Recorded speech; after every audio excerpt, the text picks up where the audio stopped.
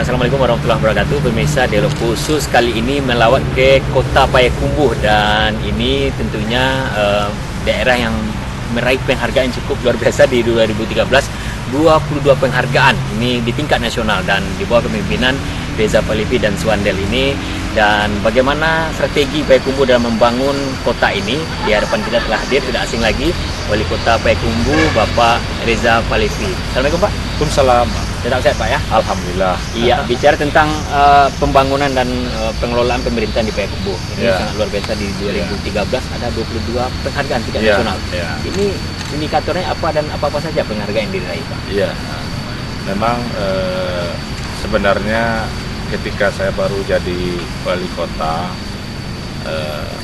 itu memang saya belajar semuanya cepat, berusaha belajar cepat. Saya tanyakan ke sebuah staf, apa aja indikator-indikator atau variabel yang membuat kita bisa berprestasi. Kemudian apa target-target yang membuat kita bisa memberikan pelayanan terbaik pada masyarakat. Baik itu indikator-indikator yang sifatnya khusus maupun umum seperti pertumbuhan ekonomi, statistik yang kita lihat gitu ya. Nah, akhirnya saya berkesimpulan ini harus yang bagus dari wali kota yang sebelumnya kita pertahankan, yang kita lanjutkan gitu ya, dan yang masih kurang-kurang ya kita sempurnakan. Nah, ini prinsip dasar yang kami buat dulu, sebuah semacam visi apa yang harus dilakukan oleh para birokrat dan PNS yang ada di lingkungan Pemko Payakumbuh. Nah, setelah saya evaluasi, ada beberapa yang memang sudah bagus, seperti raihan masalah kebersihan, soal persampahan, masalah green city, itu udah bagus, sehingga saya rasa itu tinggal peningkatan. Sehingga kita lakukanlah peningkatan hari ini bekerjasama dengan seperti Yayasan Pertamina. Kita akan genjot untuk menjadikan Payakumbuh itu go green. Nah, kemudian yang masih belum bagus kita mulai tata lagi. Seperti di bidang investasi, sebenarnya sudah bagus, perlu tingkatkan lagi, sehingga kita coba kantor investasi itu, kalau orang datang itu dia menemukan kepastian berapa lama dia berurusan, apa urusannya, dan bagaimana dia berurusan. Ada standar yang jelas. Ada standar yang jelas gitu. Nah, ketika kita lakukan seperti itu, alhamdulillah ternyata BKPM memberikan award pada kita sebagai juara satu tingkat nasional. Seperti itu. Nah, iya. Saya juga kaget sebenarnya karena saya pikir yang juara itu yang paling banyak mendapatkan investor gitu kan. Iya, betul. Dalam rupiah gitu ya, atau dalam dolar.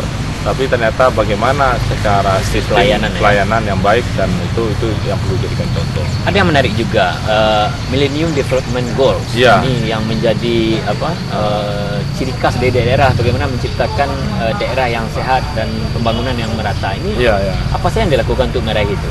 Iya, kita memang mendapat 2 kategori penghargaan dari Inggris ya. Satu pemberian makanan dan kesehatan, yang satu lagi itu saya lupa pelayanan kesehatan. Nah, ini memang saya juga nggak menduga sebenarnya. Cuman ketika masyarakat bertanya kepada kami, saya lihat ini ada 2 titik persoalan yang harus tumbuh. Pertama, memang perhatian dari pemimpin yang ada di sini, katakanlah wali kota beserta jajaran, kepada masyarakat tersebut dan kepada pelaksana-pelaksana di lapangan. Yang kedua, yang tidak kalah pentingnya, ternyata di sini ada unsur yang kurang yang harus kita genjot lebih-lebih. Itu ibu PKK. PKK potensi yang terabaikan kayaknya. Yang digarap terus. Iya, bukan terabaikan, mungkin barangkali sebelumnya tidak terlalu aktif ya. Nah, ini kita coba aktifkan lebih jauh, sehingga respon dari masyarakat akan luar biasa. Nah, dengan cara begini, ini memudahkan birokrat untuk masuk untuk membangun program-program yang tak kalah penting. Saya melihat banyak program-program birokrat itu juga sebagian bersinergi dengan PKK. Nah, kalau ketika PKK-nya tidak ikut, maka ada terasa sedikit jomplang gitu. Nah, ini. Nah, sementara kan ibu-ibu itu kan lebih dari 50% ya, terlibat langsung gitu.